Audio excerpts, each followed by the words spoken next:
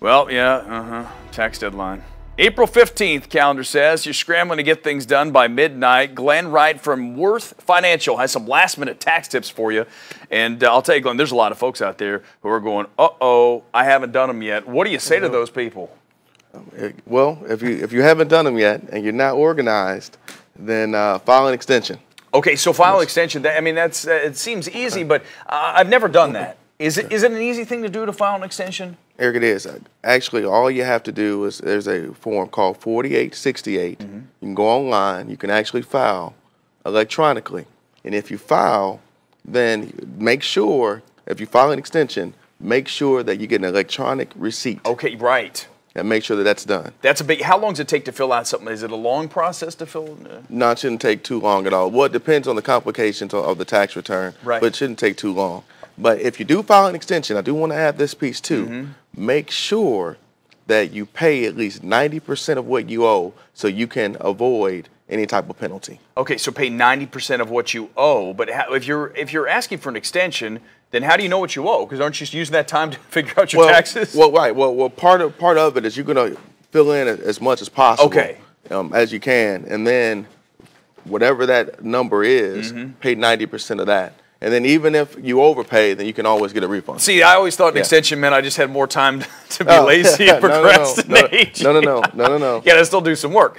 So what are some good tips for those who still want to save some money? Maybe some deductions they haven't thought of, things that you come across that you say, hey, this is a good idea. Well, the first thing is really planning, making sure you're well organized, looking at the mortgage interest deductions, education deductions. If you pay more than 50% for someone's well-being, then you can claim them on your taxes. So make it, even they could even be adults as well. So make sure you have that. And for contributions to retirement accounts, this is huge.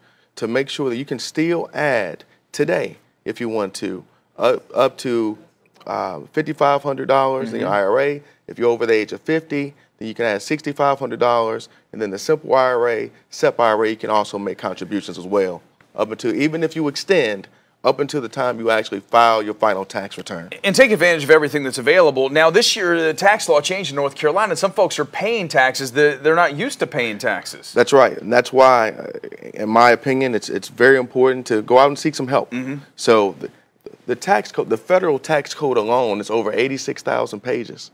So, and it changes, guess what, each and every day. There's a revenue ruling all the time. So it's good to seek some professional help just to make sure you're on top of it. If you don't have the time, like most of us, don't have the time to read and go through all of this, then get some professional help. And if you're going to do that, one person or one qualification I would look for is that CPA designation, because now that person's a fiduciary, meaning they're legally responsible to make sure those tax returns are correct. I love it, Glenn. That's what I do. I just take all my stuff and send it to my CPA. That's just it. in a big pile. That's it. Like, That's you sort this out. Okay, good stuff, Glenn. Appreciate it. All the information's on our website. It's fox46charlotte.com. Let's also discuss this. The Better Business Bureau is doing their part to make sure that your important tax documents don't fall into the wrong hands. That's why they're offering free shredding this Saturday in the Queen City. Bring those old tax returns, bank statements, and other personal documents. Get them securely shredded.